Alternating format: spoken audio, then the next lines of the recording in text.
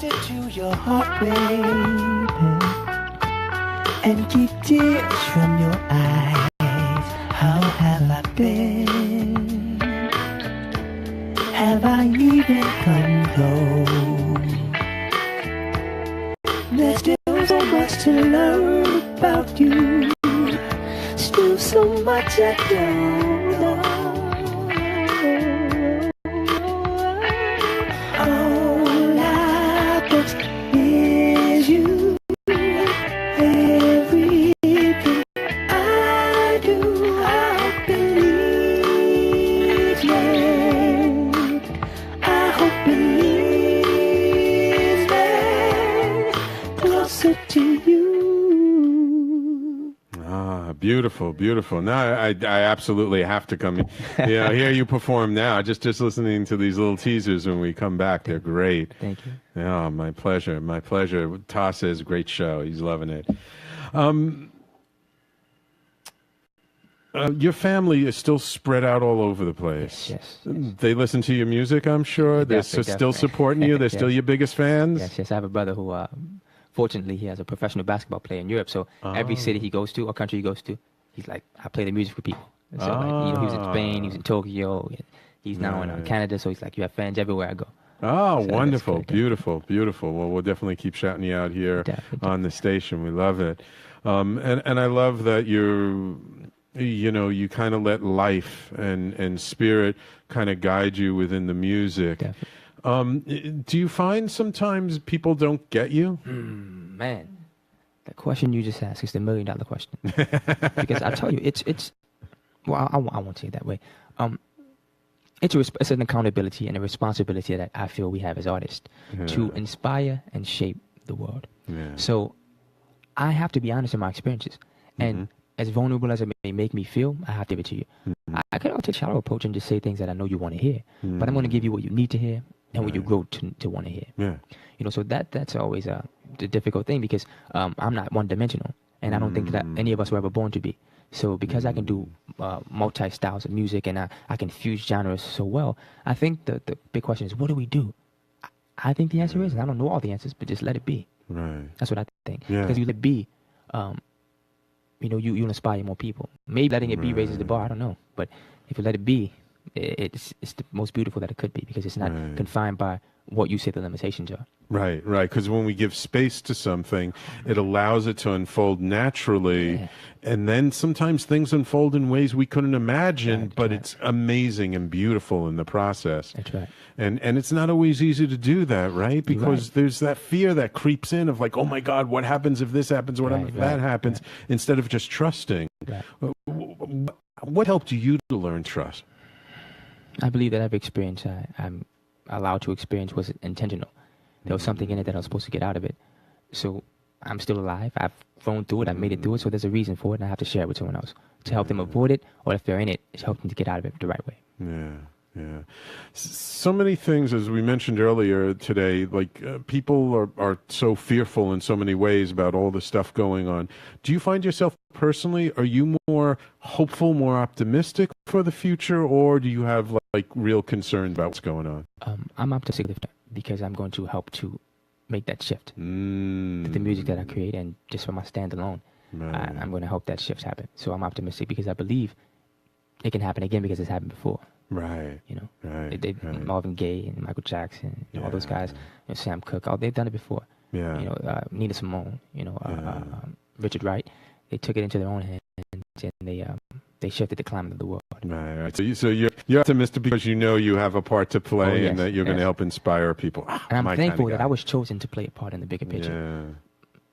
Yeah, chosen and you chose to step up. That's right. Not everybody chooses to step up, do they? Some people, they just let other things, they let the hurt get in the way of living the dream. That's right. And that doesn't serve anybody because we're really here to share our gifts with the world, aren't we? That's right. Like I said, I've grown to understand that the true joy is being able to get up and do it every day. I have activity in all my limbs. I'm breathing. I still have a mind to use. I have people around that believe, so that's the gift. So many people are stuck in that room wishing they could. So the fact that I can get up every day and do it is joyous. Now, I won't say at all that I don't want the benefit of what comes from doing what I do. Of course, we that, all that helps, do, That right? helps you to do it on a greater level and helps you to enjoy life. But right. the true joy is knowing that I can do it every day. The greatest joy is allowing those that I love to live a better life because of the decisions I made. Yeah. All right. So if we were going to like state your intention publicly, let's just keep it short term. Let's just the next year or two. Yes. How do you envision your life the next year? What's going to happen that's really going to help you? Well, I'm going to get an agent. I'm going to get an endorsement deal, a brand partnership. I'm going to go on tour, and then I'll give the world some more love. Ah, beautiful. And do you have any advice for like other young musicians trying to break in, do the same thing? Yes, I'll say a couple of things. Believe in all that you are. You're great. You're born to do great things. Don't allow anybody to take that from you. Take constructive criticism. Find a team of like-minded people, and don't stop until your heart stops. Yeah, any day above ground, it's another day that you can do something, right? Yeah, yes. All right, beautiful. Thank you. That was a question from Rob, by the way. Did you ever imagine like this is the way your life would end up when you were young, before pre-Katrina days? No, I didn't. Because I came from well, I won't say, I would no longer say it was impoverished. I had everything I needed to be who I am now. It was all about the choices I made. So I came from a single family home in a neighborhood that typically doesn't, produce, the world changes. Right. So single family home, but you had your mom, Yes. and you did have a dad, yes? No, my father's been incarcerated my entire life. Oh, The moment that I really? mentioned was a father of my brother who happened to be in that moment with me in my life. But my father, the man that gave birth to me, I hope to give birth to me through my mother, rather, has been in prison my entire life. Wow. It's unfortunate, but Have you seen him in? well, I've seen him once every 4 years of my life, except this time. Like it's been 7 years. Okay. So when I was born, of course, I didn't know until 4. I saw him, and he was gone until I was 8 and 12 and so on and so forth. So every graduation, every milestone in life, he was absent from. It's really been my mother that shaped me, and I have no idea how she was a nurturer, a provider, a protector, a disciplinarian. I have no idea because she's not supposed to do that. Yeah, I know. But she did what kids, she. jeez. Man. So there was a point where we switched gears, and we were looking out for the younger ones because we knew that she had to work. And I was talking this morning. There were days when I wouldn't see her at all because she would work 2 jobs. So the only time I would connect with her is because I'd need money for lunch, and I'd go to her job and getting off to start the next one, and I'd see her then, give her kiss, tell her love, and I'd be on my way. Right. But it was unfortunately a system that we had to accept because there was no other way around it. Right. So I worked so hard because I want to finally give her the chance to relax and enjoy her life. Yeah. And I know she's seen the benefit of her her decisions because she has 22 grandkids. 22 grandkids. Yeah, man. So it's like I'm like that's all because of you. Like that's your legacy, Mom. Yeah. So she finds immense joy in them. But I want her to just kick back, Yeah. have the big house with the big backyard, so they can all run. And she says, you know what?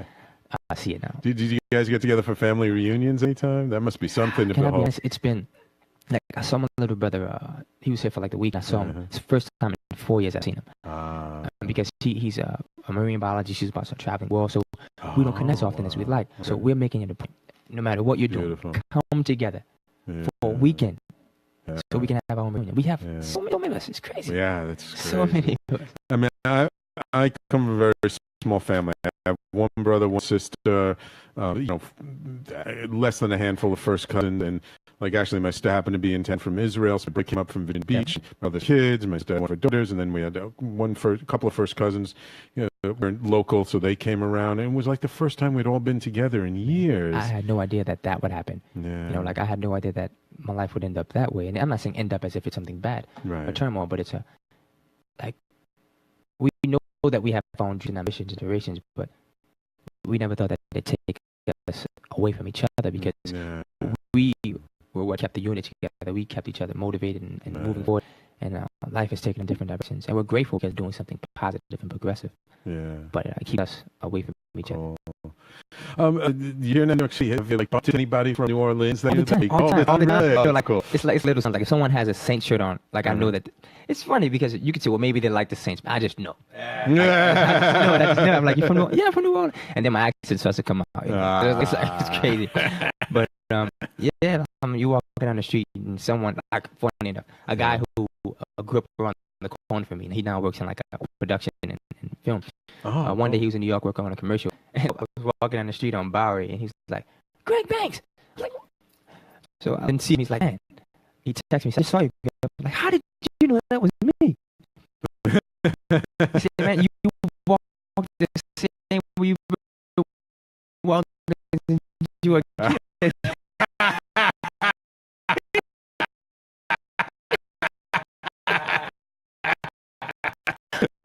I'm starting to hear that was- yes.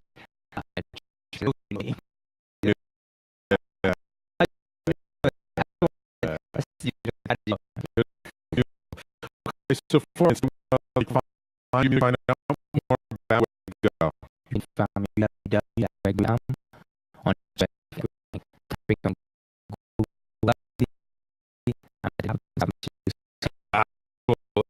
And that's Greg, B-R-E, Banks, C-A-N-K-S. And you got any gigs coming in Colorado? I'll be doing one for you. I just have one on 17th. We'll be posting in the April East. I'll be doing a music festival in Baltimore as well. Oh, okay. So down Baltimore. Wonderful. Well, listen, I appreciate you taking the time to come in studio and hang out and share your beautiful voice with us and your life. It's really a pleasure to have you. And I really look forward to seeing how you grow. You got me hooked. I'm there. I'm a fan now. So we will definitely keep in touch. Okay. Thank you very much. As I said, I appreciate you allowing me into your space. Allowing me to share my story with the people who didn't even know me yesterday. Thank you for allowing me to get one step closer. My pleasure. My pleasure. That's what we're here for.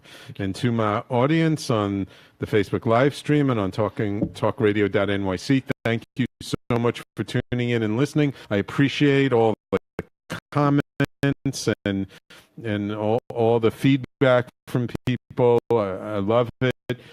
Again, you can always find us here on